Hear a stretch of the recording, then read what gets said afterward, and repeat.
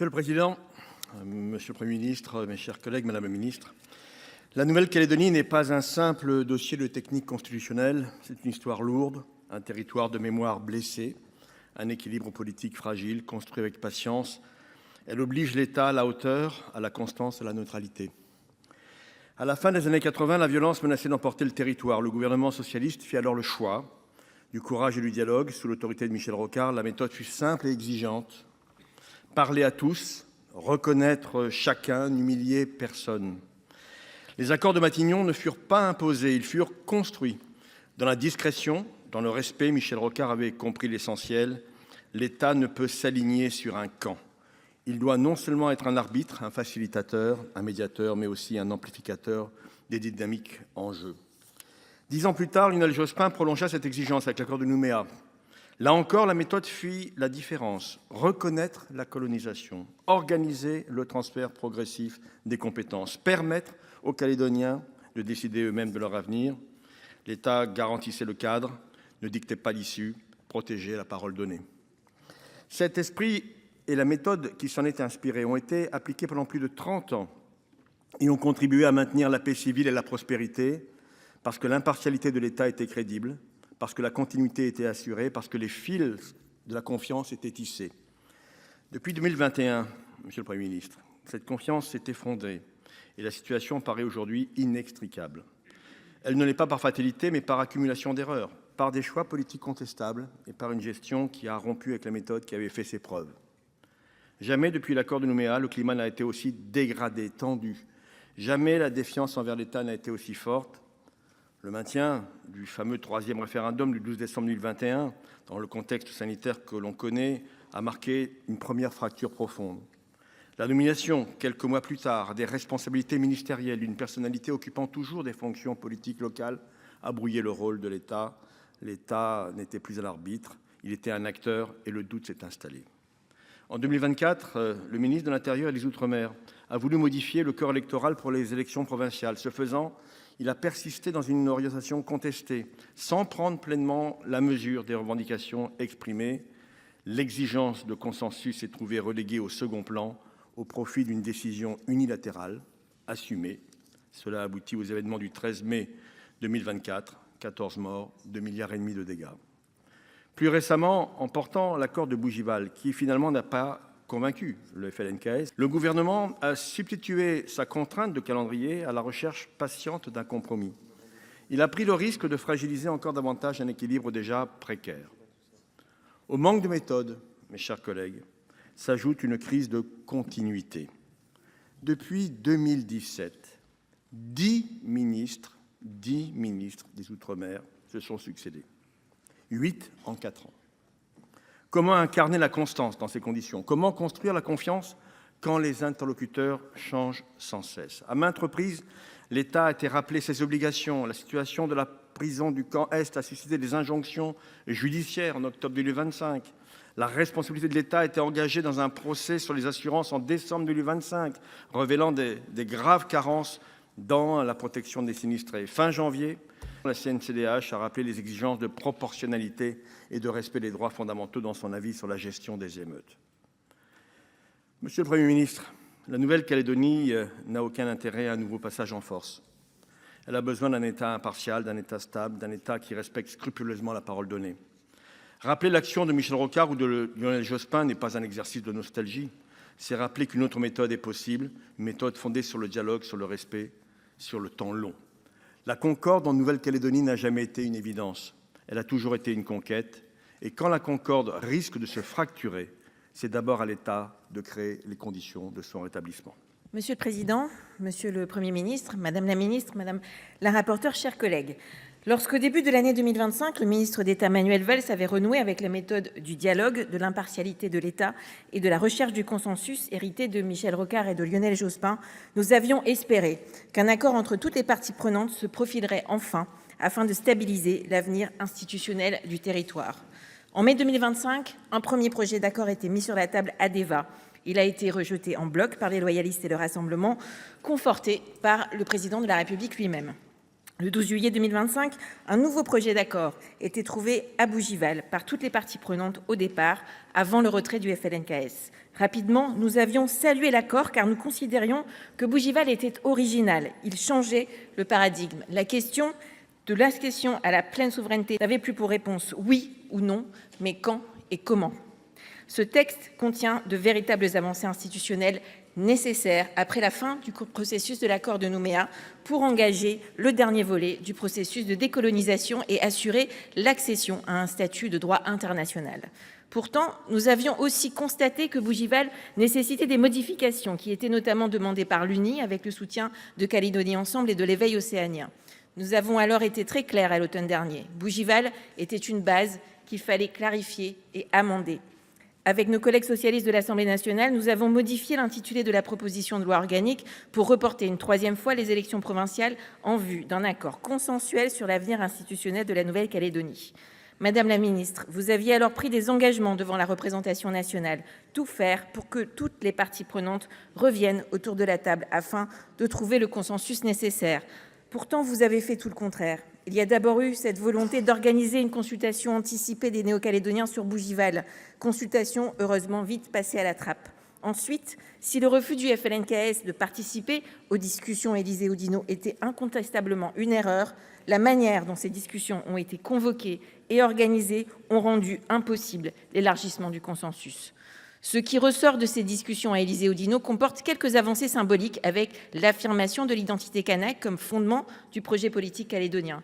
Mais beaucoup d'éléments ont dénaturé les principes essentiels de Bougival et c'est ce qui justifie nos amendements. Aussi, l'objet même de ce projet de loi constitutionnelle traduisant Bougival puis Élysée-Oudinot nous pose problème. D'autant plus que le calendrier proposé nous contraint à nous prononcer sans connaître le contenu du projet de loi organique qui reste à écrire avec les parties prenantes calédoniennes. Parmi les points problématiques, le premier est le 4e report des élections provinciales jusqu'au 31 décembre 2026.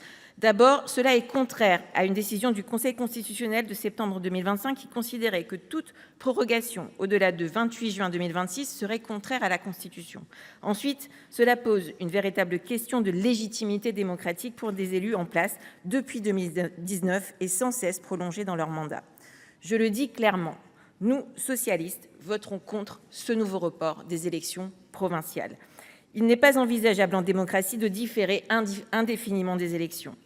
Nous posons aussi plusieurs exigences via nos amendements. Conforter le principe d'auto-organisation et d'autodétermination de la Nouvelle-Calédonie, encadrer le processus de transfert des compétences régaliennes et s'assurer que leur approbation entraînerait l'exercice effectif de la pleine souveraineté, empêcher toute hyperprovincialisation qui fragiliserait l'unité institutionnelle et la cohérence de l'État calédonien.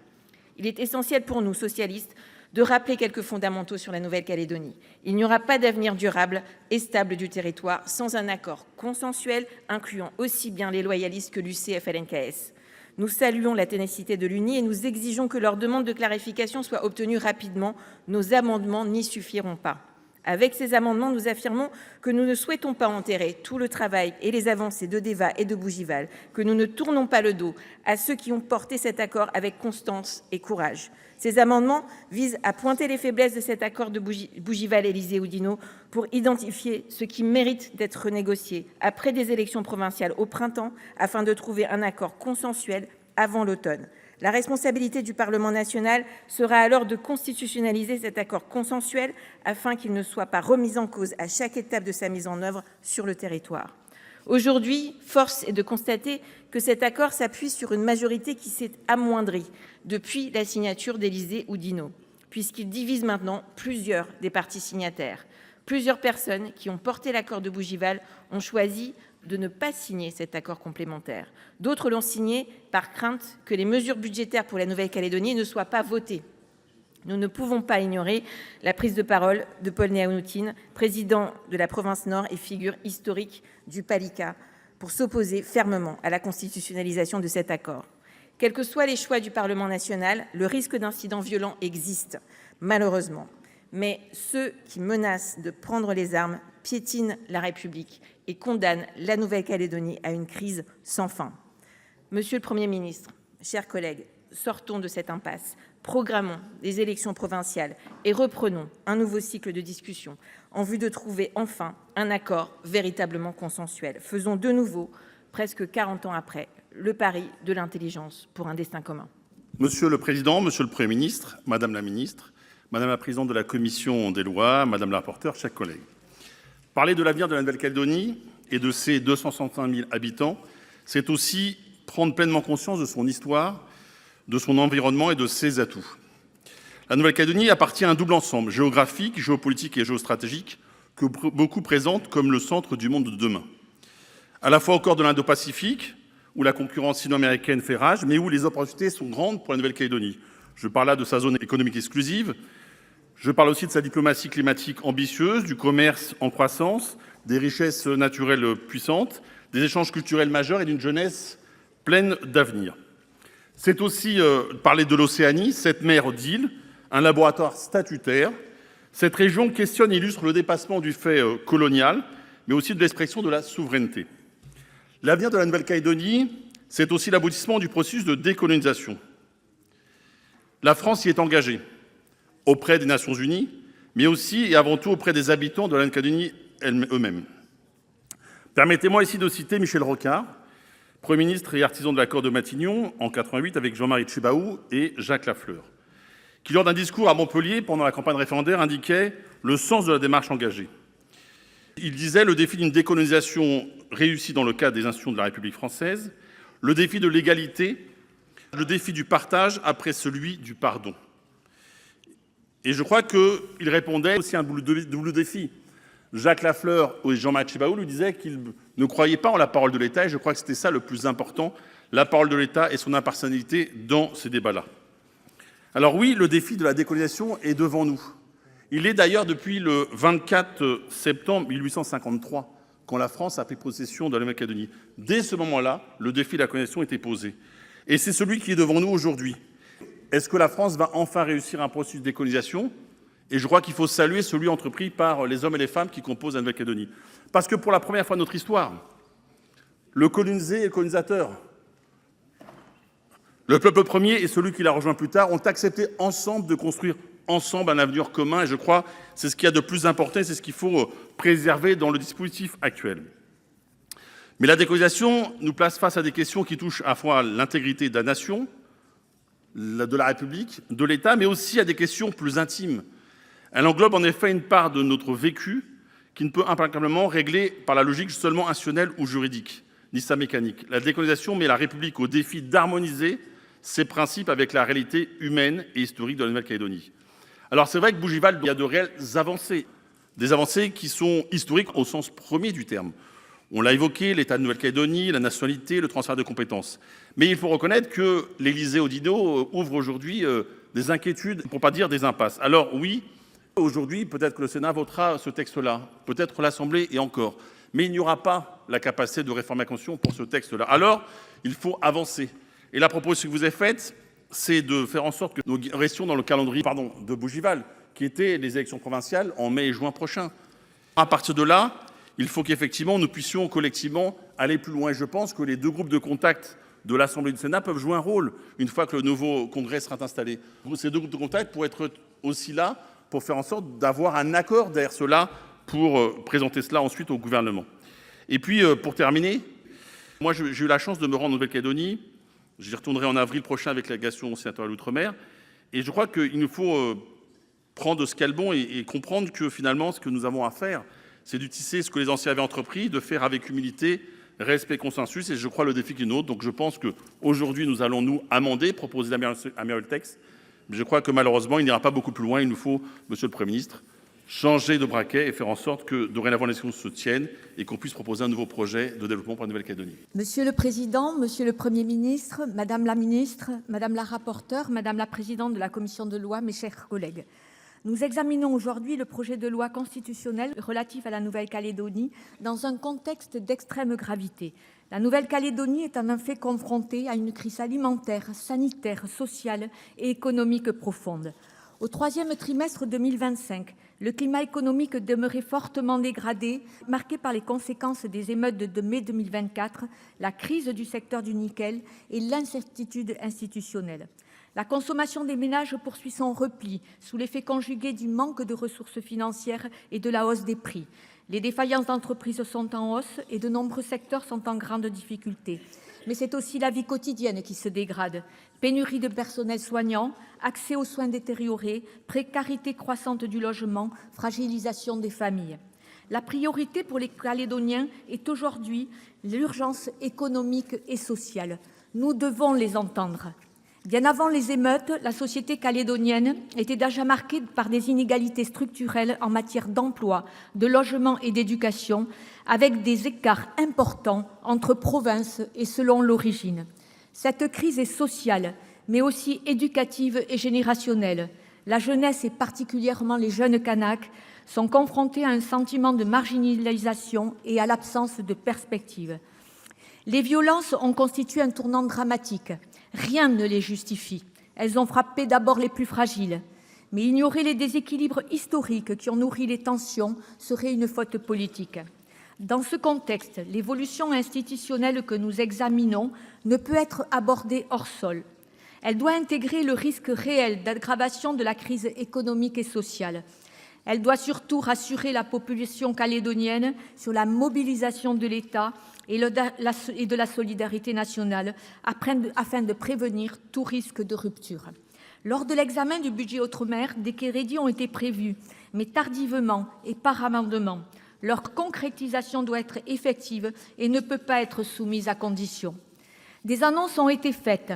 Pacte de refondation économique et sociale, plan d'investissement de 200 millions d'euros, dispositif en faveur de la jeunesse financé à hauteur de 70 millions d'euros, création d'un nouveau centre du service militaire adapté, mesures fiscales et bancaires pour soutenir les entreprises, accompagnement de l'assurabilité des biens. Ces mesures sont bonnes, mais ces engagements doivent être mis en œuvre rapidement. La Nouvelle-Calédonie en a besoin. Nous devons également mesurer les effets institutionnels des choix qui nous sont proposés. La modification issue de l'accord complémentaire Élysée-Oudinot a été intégrée au texte par amendement.